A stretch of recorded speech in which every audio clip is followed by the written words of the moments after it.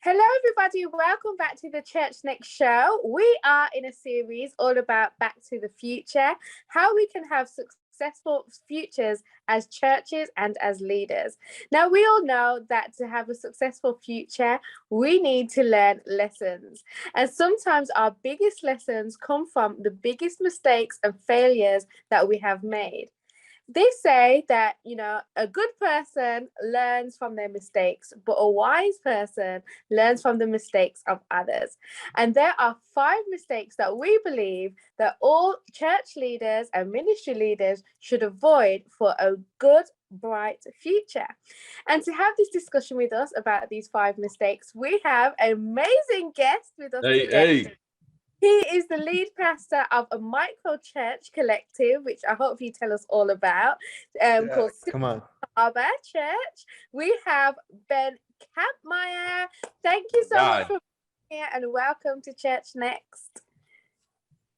Thank you, friend. So good to be with you. Thanks for having me on. Thank you. Awesome. Yeah, we're looking forward to this conversation with you today, woman. Yeah, it's going to be dope. And we're going to get started. In fact, Ben, I have a question for you. So tell us a little bit about yourself and your family. Sure. Yeah. Thanks again, friends. It's good to be with you. And I am Ben Kampmeir. I live in the great city of Grand Rapids. I was just looking at the Bible before this. I don't think I'm the only Grand Rapidian on the call. So come on, we're taking over. Yeah, that's cool. This is so good. So, I'm a pastor. I've been planting our church, City Harbor Church, which was just mentioned over the last 2 years. It looks a little different. I hope we'll get into that. And married to my wife, Ann. We just hit our 10-year anniversary. We're excited about that. We get 2 little kids, Ruben and Abigail. And the reason I'm not at the home office is my Chihuahua will never let me do a call like this without being interrupted. So that kind of rounds the whole thing out. And it's so great to be with you all today. No, I think I can witness to that. I think me, you and your wife, we were on a call and dog was in the background, man. Just it's true. Killing, man. True. So but you know me, man, you could have just left the dog in the background, man. You're cool with it. We're a family with this conversation, man. I wanted you on Ben because like after spending time with you and just in different venues and it's just, man, I think it's apparent that like God has blessed you and we really want to talk about the mistakes because a lot of times in ministry you hear a lot about the things that we did well. Excuse me if I'm dragging a little bit, y'all. I'm still recovering from COVID. That thing is still running around. But just spending time with you, man, I feel like what God is doing in your context is pretty dope. And so why don't you, number one, just give us a little bit about the context of church planting, the pivot, and then what you're doing now. Yeah, thanks, Myron. And bro, you've been a big part of what we're doing too, helping us imagine and dream what we're figuring out. So I'm glad to talk about it. It's interesting to me as you were sharing in the intro today, we want to learn from our failures. I feel like the journey for us, at least in planting City Harbor, has kind of been I tell people it's like a walking into this thing backwards. It started in some ways from a failure. At least the way that I understand it, or a great lesson. I was serving a 125-year-old church as their senior pastor. It just was not a great culture and DNA match. And through the season of COVID, everybody's kind of reflecting and thinking, what do I want to be doing? We really felt like the Lord, we being my wife, Ann and I, has just kind of impressed on us a dream to do ministry in more urban context for a long time. And so we live in Grand Rapids, and we began to gather a team, and we're relatively new to the area. We've lived here in Michigan for a couple of years, but Grand Rapids is a unique community. Jade can tell you about that. I mean, it's multifaceted, complex. It doesn't quite fit with the rest of the surrounding area. And so as we were blessed by our sending church to just do a year of asking the question, like, what would it look like to be good news here in this community? And what does it look like for a church that would be for the city? Myron, you and I talked about that a ton. Jeremiah 29:7, that's kind of the driving force. We gathered together a team and just sort of left it blank canvas and prayed, and we asked that. And in my mind, the entire time, there was a model that is kind of it's like the common operating system for our sending church, which is kind of a launch large thing, send some people, start something new, and it's all good and beautiful and beneficial. And I was thinking, that's the kind of church I'm going to plant. But the more we prayed, the more that we wrestled with the Spirit, as a team, as a community, we felt like God really started to emerge something new in us that we didn't have language for. And essentially what it was just not to do something that is so institutional, it lacks relationship. Because so many of the people that are part of our church, you guys, they just feel like they have so many friends and coworkers and family members who just will not, the obstacle for them is they will not go into a church building, even if invited. They need to meet the church and the person of Jesus with as few obstacles as possible. And that's how we sort of happened backwards into this idea of doing micro churches. And we're so glad to find out that there's all kinds of resources out there. And I know Exponential and Leadership Network are leaning into those. But for me, that was a new thing. And even there was probably a little bit of giving up of self in that, where I was imagining we had a launch date or hope for a launch date. I was imagining kind of, we got to find a building and all these things, stuff that's been a part of the trappings of my ministry journey for the last decade. And we said, we're going to do something completely different. And so we're just a few months into it. We've launched a handful of micro churches in our city, and we're just learning lessons as we go. That's so good. That is so awesome. And another cool fact about Grand Rapids, Elder Barge is from Grand Rapids too. So yeah. Sorry, before you go into your question, because I don't see exclusively asked here. So can I ask, can you explain to us what are micro churches and what has that looked like, and why the decision to go that way rather than traditional other churches? Thank you, Jade. Yeah, what a great question. And I bet if all four of us tried to answer that, we might get four different answers. And I think just to be completely candid, I'm not in love with the terminology. I still haven't found anything yet, though, that describes what we're trying to do. And there's a lot of people with more experience and smarter than me that have been sort of leaning into that. And so for us, the question that's been helpful is kind of asking, almost from like a business frame, what is the minimum viable product of church? Like, what is the difference between a small group and a church? When does a small group become a church? Like, the theological tradition that I'm a part of has an answer to that. Other theological traditions have answers to that. There's just sort of like the person on the street has an answer to that. And I think particularly like the call that my family and I have, and I think this is extending to the rest of our church, is a real desire to lean in with people who, they may not use this term, but they would identify themselves as post-Christian, meaning, like, I'll tell you a story. They've moved beyond it. And so we're a part of a network of churches all throughout our suburban area, and they support and send us. And I remember explicitly when we knew that we were going to plant in Grand Rapids, the first thing we knew we had to do was sell our house in the suburbs and move to the city. And my wife and I and our two little kids rented this duplex right next to downtown. I remember specifically had no AC, and we're like, we just want to fully throw ourselves into this thing. We're on the top level floor, so the people beneath us, those poor people, had to hear, 6 and 3-year-old running up and down and doing all those things. And it really caught me when I finally met the folks who were living beneath us. It's like 3 college students, young single working adults. They all framed their experience with church when they found out that I was a pastor as something they had sort of evolved from. They grew up in the area.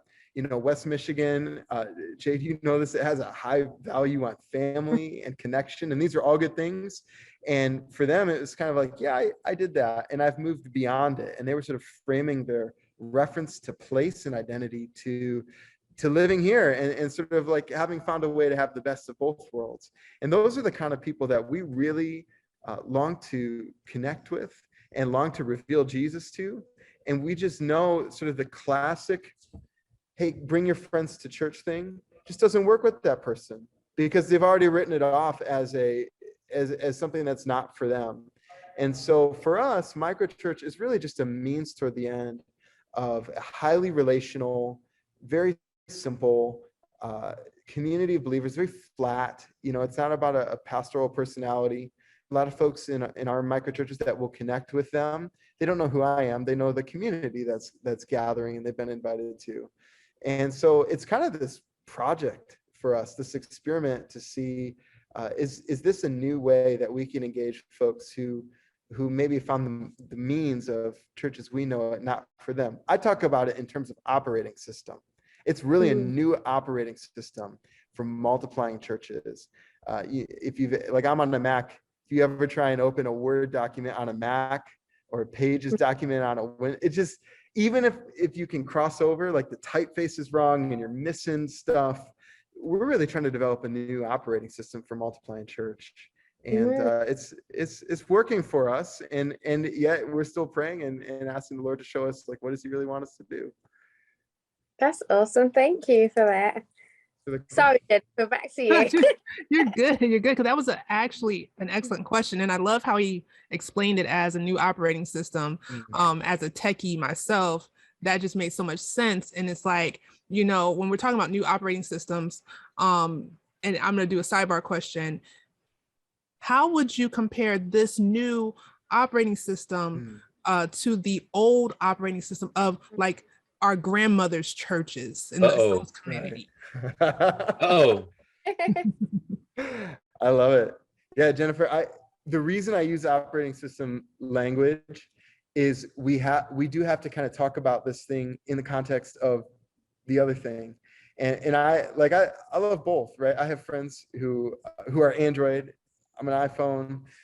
They're just different aesthetic preferences that go into that. At the end of the day, they're both phones and they're both effective at what they're doing. And yet they're for a different subset of people.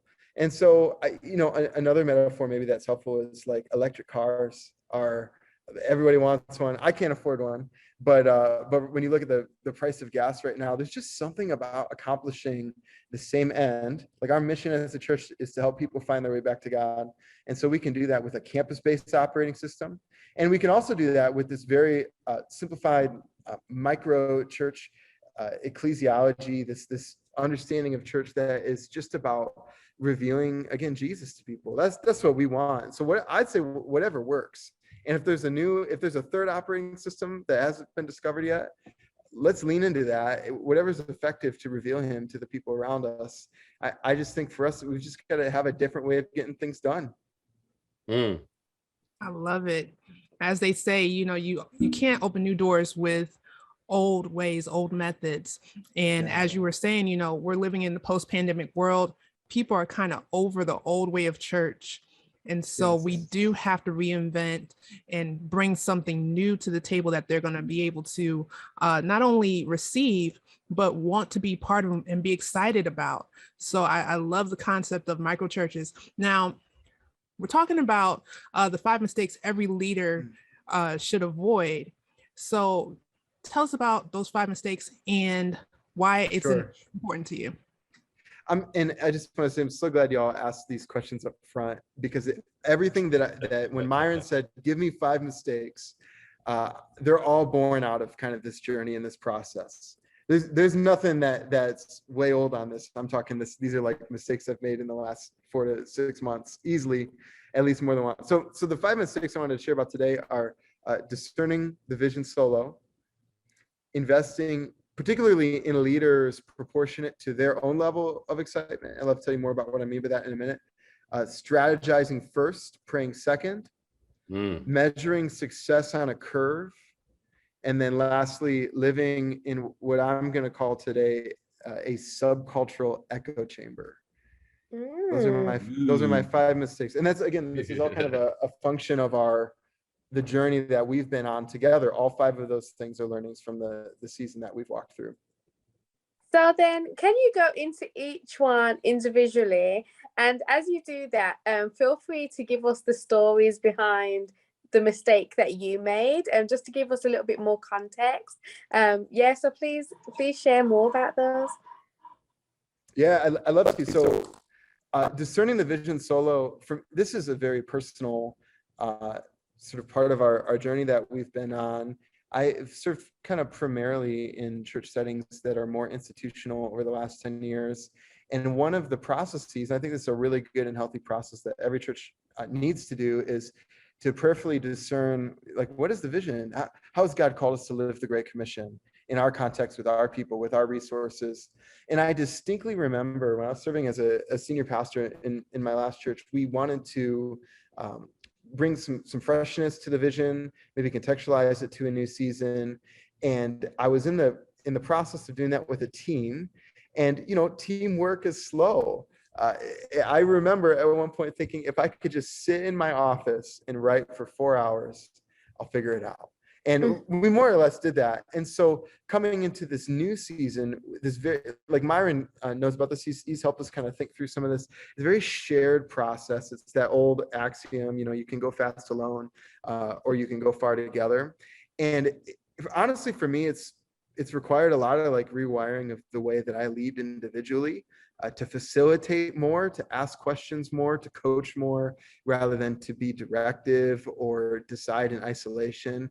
And even our entire journey of saying, hey, let's try this new operating system or this new wine model has come purely out of a community effort of discerning a vision together. I remember specifically, there are people in our church, when we started to kind of head in this direction and we could sense this is what God was calling us to, some people came to me on the side and said, Ben, we don't want to discourage you. We kind of know that you are hoping or planning to sort of do this launch large thing, but we really feel like God is in this. And it was beautiful because they were convincing me of something I already believed in. And we just would have never had that if we hadn't done it in community, and even had the freedom to just say, hey, blank canvas. What do you think God's called us to?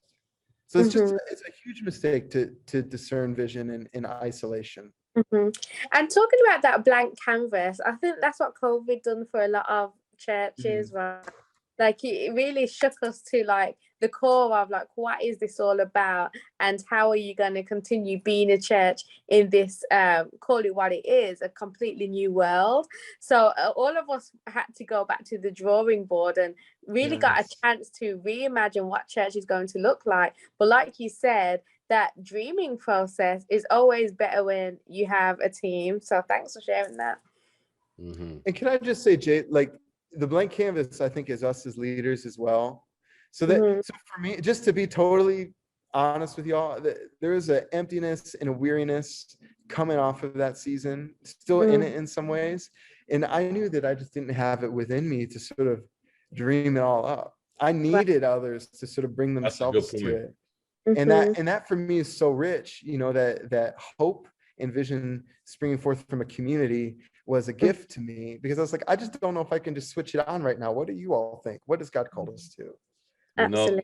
And it's like for you to learn that in the process is one thing. And there's so many younger leaders who are growing up thinking that the greatest way to approach ministry and to lead is by going to the top of the mountain like Moses, instead of being in the upper room like the 12 and the 120. And it's like whatever approach we take can end up burning us out, or you know what I mean, like filling us up, man. So yes, that's a huge one, man. Thanks for sharing that one. Yeah. Love it. Now, quick sidebar question. How did you get over, or did you deal with any insecurities or feeling of like imposter syndrome in this process? Because pastors deal with that all the time. It's like, I have to have it. And if I don't have it, then yeah. So how do you overcome that? I don't know if just to be totally candid, Jennifer, I don't know if I have overcome it. I try to give that to the Lord, and I have a community I can be honest with about that. And I think it's been interesting. I mean, one of my 5 mistakes as well is kind of the way we measure success. And one of the things that has come up again and again in our community, again, this is the shared piece of it, is that I'm not the only person who's still wrestling with the old scorecard or the other operating system scorecard or the expectations of the box. And it just, and like, I will hear people verbalize that and even catch and correct themselves, which is really encouraging to me, or even correct me when I'll say, hey, I'm feeling kind of discouraged. You know, a lot of people didn't show up to this thing, right? Like it's an attendance thing. And they're like, well, that's not why we chose to do this. And so again, I think community helps, prayer helps. And I think just being authentic about it helps too. So you got through the first mistake. The second one, investing in leaders proportionate to the level of their excitement. What in the world do you mean by that? Yeah, it sounds weird, doesn't it? This was the first thing I thought of, Myron, when you asked me to do this with y'all. And it's interesting. I really got burned because as we were starting to do a new thing, we only have so much bandwidth, and at least the way that we're leaning into this, it's so much more highly relational. I used to sort of be able to preach a sermon to a large room and then leave. And my sort of one-to-one relationships were not remotely as many as the ones we have now and what we're doing.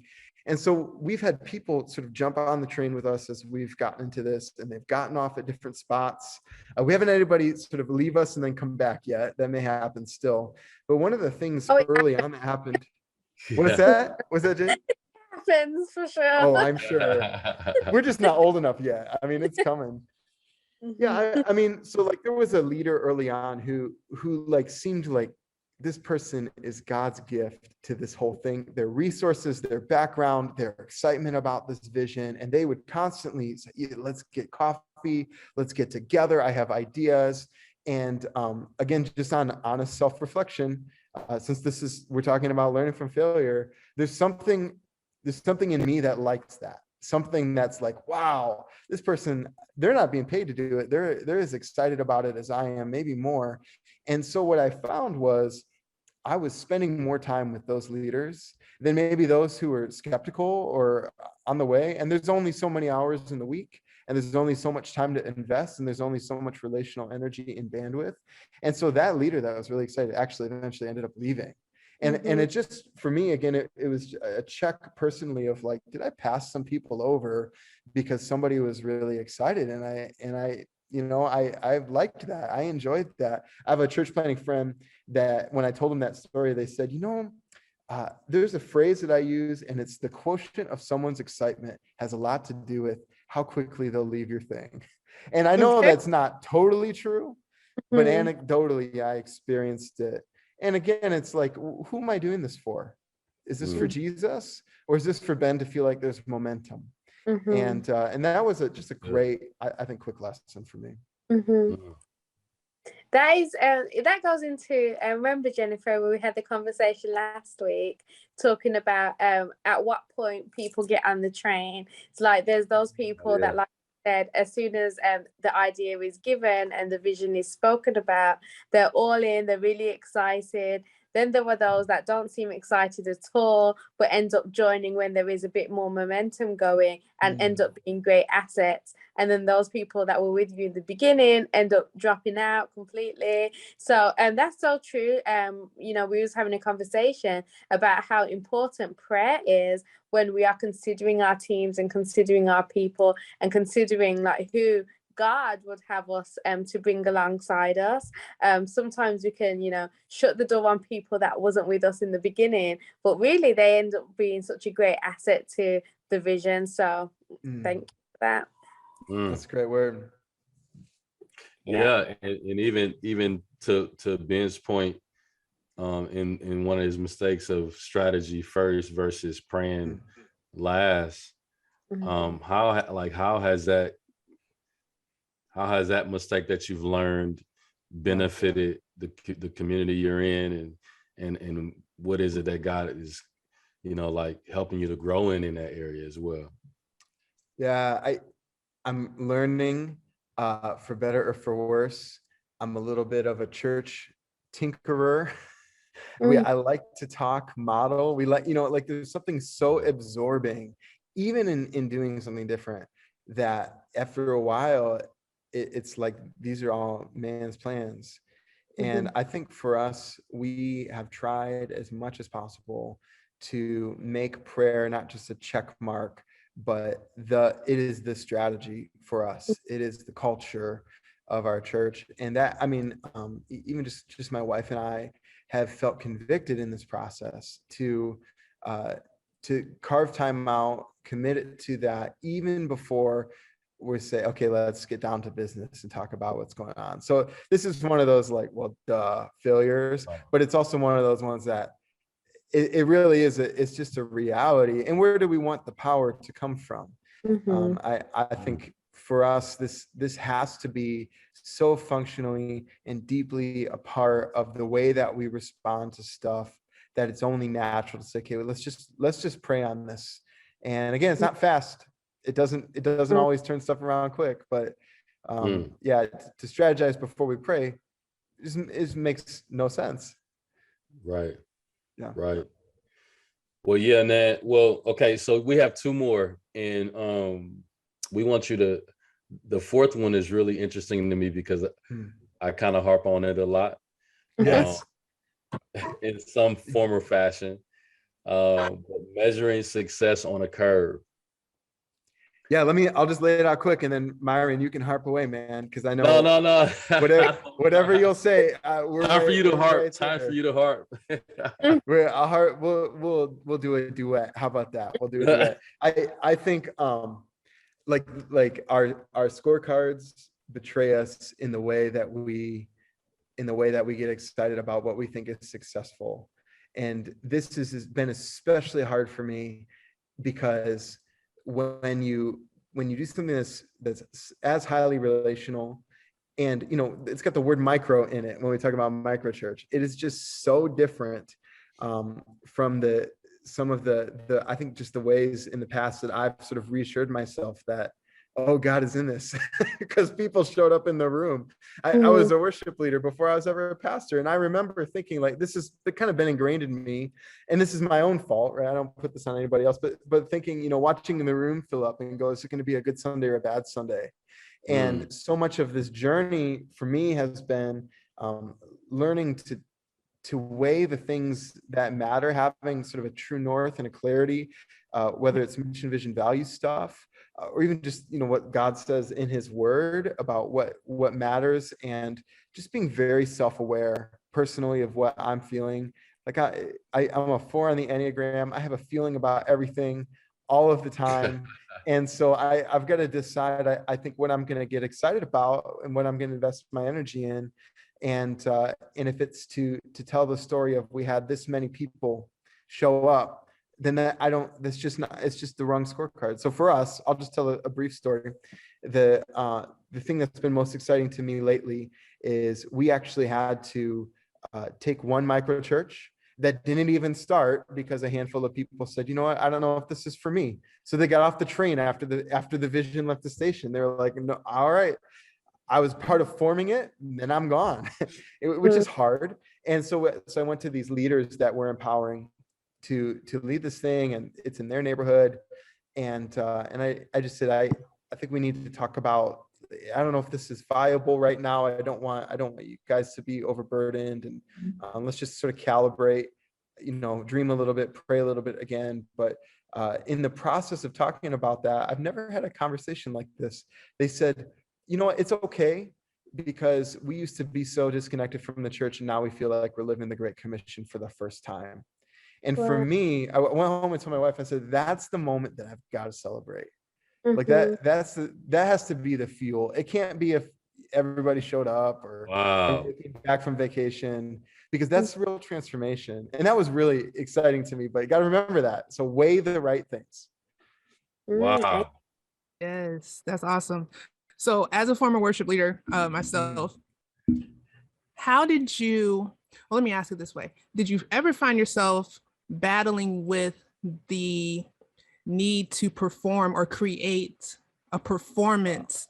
Because as worship leaders, we have that performance drive. Like, okay, if I get everybody lifting their hands, that's a great Sunday. If everybody's swaying and singing the song, that's a good Sunday. But when you shifted over into pastoring, how did you reconcile that to now I'm not measuring my performance as much as I'm measuring change and seeing people be transformed, like you just spoke about. Mm-hmm. That's an amazing question. And you're nailing, I think, not only what worship leaders feel, but what pastors who are preaching every weekend feel. You know, it's like how did the delivery of this thing go? And we sort of had the clicker of like, how many attaboys, attagirls did I get? And I think, again, just the honest answer to your question is, I don't know if I've shifted. I'm just not the example. I think that's why I'm here on this week, right? Like we're learning from these things.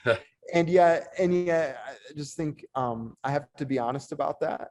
And I'm really thankful. We have a team of pastors that we're a part of this larger network that is really giving us the space and energy to be experimental in this.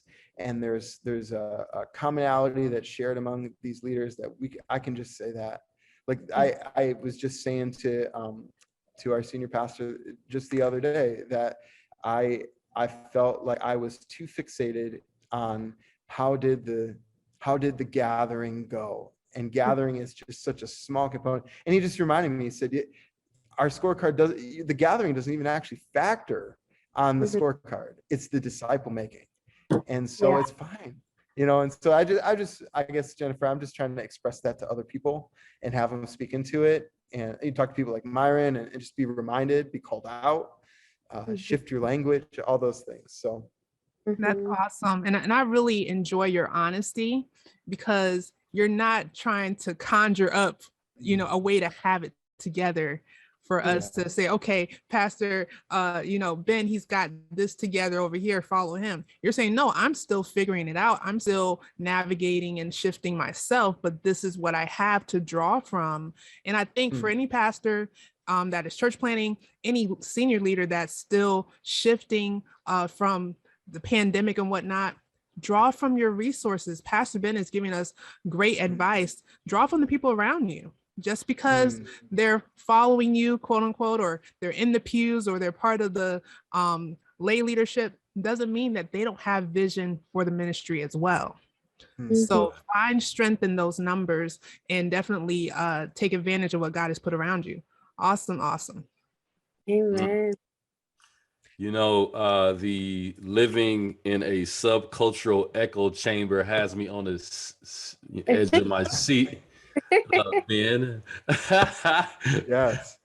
Let's talk about it. Yeah. Because I believe the tagline for today is not just 5 mistakes that every leader must avoid, but it's 5 mistakes every leader must avoid to lead effectively. And so this one, to me, I think has the most to do actually with effectiveness and efficiency. And one of the things that I love to share with people that's been a part of our journey, sort of from a decade of serving the church in one way to this more planting in an urban context, has been I've had many more conversations with people who are just absolutely not Christians, that the church is absolutely, they think, not for them in the last 2 years than I have had in my entire life. And it's really honestly shown me that one of the fastest ways to clarify vision, to clarify methodology, is to field test it. And so my friends who are not Christians, who are legitimately interested in what we're doing, not necessarily because they might come or whatever, but just because they're actually my friends, they have given me more insight on the stuff we're doing that we need to change or adapt. And I think it would be such a mistake, I know for myself, to live exclusively around people who sort of speak in Christianese, or even well-meaning people, right, who just sort of think in these terms like me, because we've been able, I think, to cut down on some hours of some of the visioneering just through, really good pal of mine who is just so hurt by the church, and he's willing to be honest, saying, yeah, that's never going to work. I'm just not interested in that. And so I just think we have a responsibility. Part of it is like not doing pastoral malpractice, to invite the people that we genuinely want to serve. And our church is not set up in a way that it's going to be attractive to other believers who are connected to churches. That's not our target audience. And so let's be in the community. And I think for me, it's just it would be such a loss to not have those insights. Yeah, I think that is so important that you talk about having those insights, because I don't know if you know about the Edge, but we are a hip hop church, so we're called to the Love it. subculture hip hop. And a lot of the time, what we find when people come into urban ministries is that they have this superhero complex where they come to a culture and feel as though they have to fix it or make it more like the standard of So good. culture, especially from being a white person as well. We see a lot of is like white evangelical is the way to go, and this is how you fix your broken culture. So we have a lot of questions, you know, people that are wanting to plant urban churches, and they say, you know, like, why is nobody coming to the church? And the one thing that I find when I have these conversations is that the people have not had a conversation with the people in the culture. It's like, how do you expect to serve a culture without knowing what they need? You know, it doesn't make any sense at all. Or you're surprised that they're not coming to a church where it is so out of touch from their culture. So can you tell us a little bit about your journey? First of all, why did you feel called for urban planting? And what was it like? Like, what was your first years of observation like for you before you even started?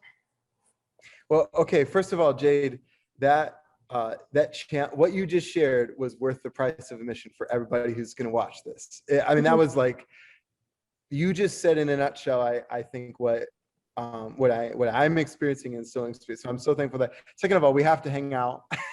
This is a given. So let's make that happen. And I will just add kind of to your point, because I think it's well taken and it's worth going there.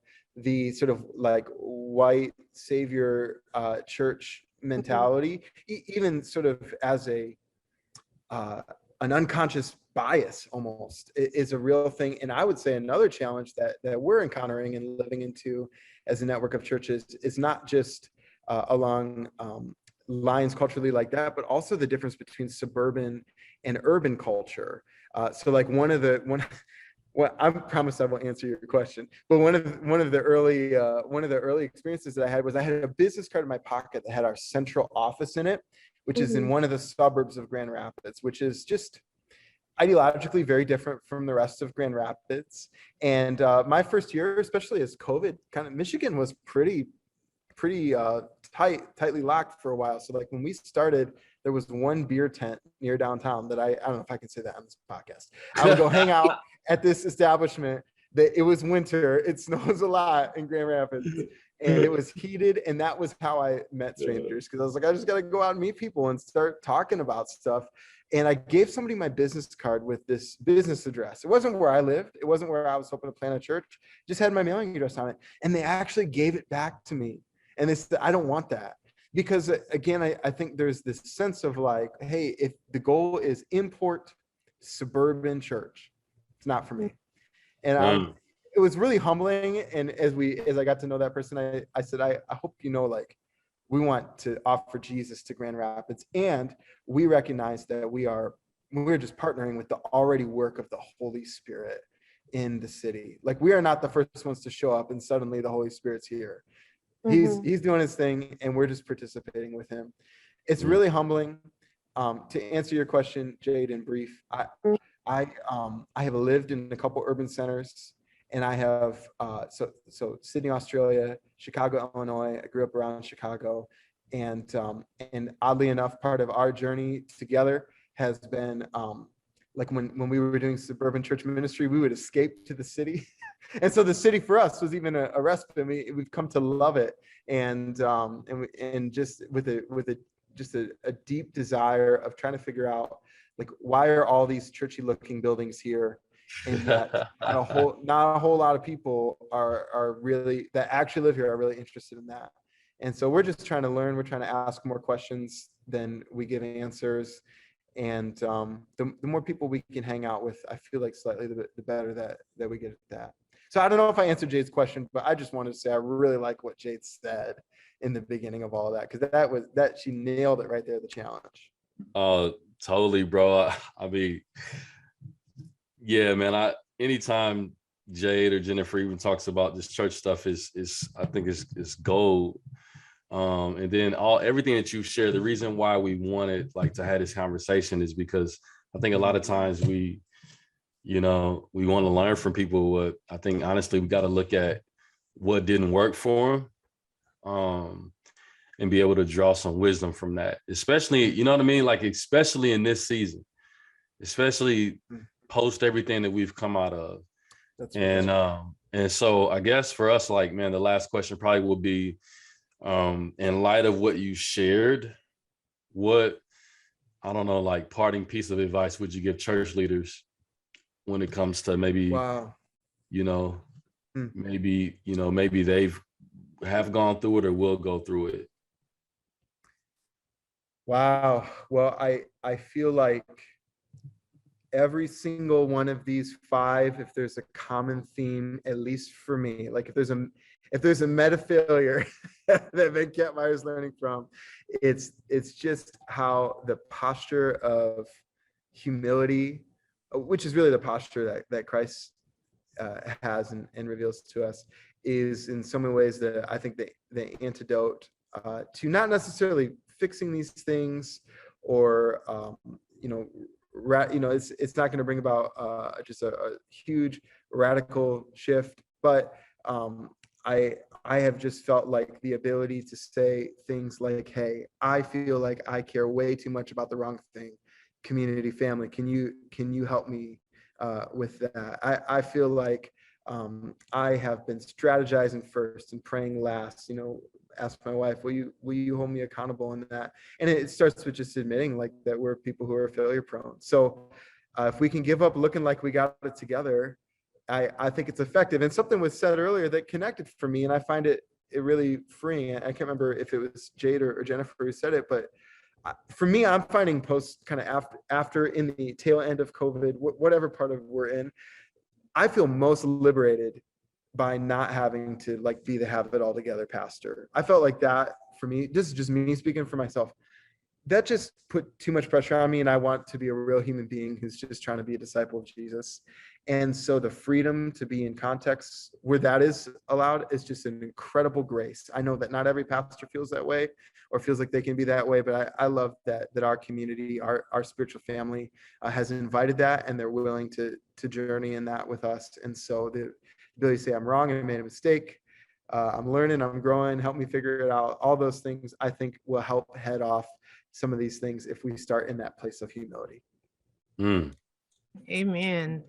This has been an amazing conversation. I mean, probably, Myron, you think what, top 5? We have about like 18 episodes now. This has to be yeah. Gosh, top 18 5 for me. episodes. Yeah, definitely top 5. Number 1 for authenticity. Yeah. We'll take it. As a millennial, come on, I'm gonna take it. We should hand out some awards at the end of the year. Yes. Most authentic interview goes to Me and Love Kampmeir. I would take it. Come on. But yeah, this has Thank been you. just really refreshing because, like I said, earlier, we see pastors always having to have it together. They have the face of it and the rhetoric already set up. It's like they have it written on their computer already.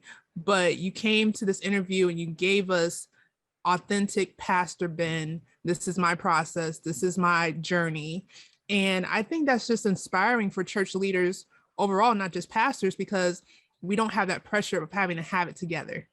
We have the ability to, fumble it around, if you will. So thank you for that.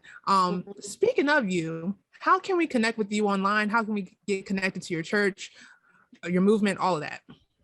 Yeah, I knew you were going to ask that, and I completely forgot to think through that. Friends, I don't have any social. I guess we can share my email. That's just the season of life we're in. So we could share my email if you'd like.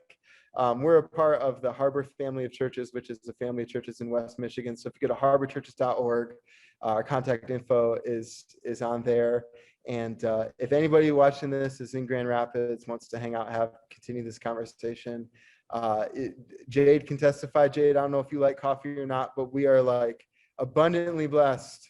And Yes. so I'll take anybody for a coffee. So yeah, shoot me an email, ben.kampmeir@harborchurches.org, or you can find us at harborchurches.org. And I'd love to connect. Absolutely. Awesome. So you guys, this has been Church Next. We had an amazing conversation with Pastor Ben Kampmeir from Grand Rapids. And listen, like he said, if you're in the area and you want to chat some more, hit him up. He's definitely a humble pastor, so you don't have to feel like you got to put on airs to be around him, which is great. It's great. It's refreshing. And listen, you guys, I want to invite you guys to meet us next week. No, actually, we're not next week. We're off. We're off because we have the Business Made Missional Summit. Boom. So the following week, we are kicking off Wonder Woman. Wonder Woman. Yes. Thanks a lot, Ben. We really appreciate you, man. My pleasure, friends. Thank you. And we'll see y'all. See you guys next week.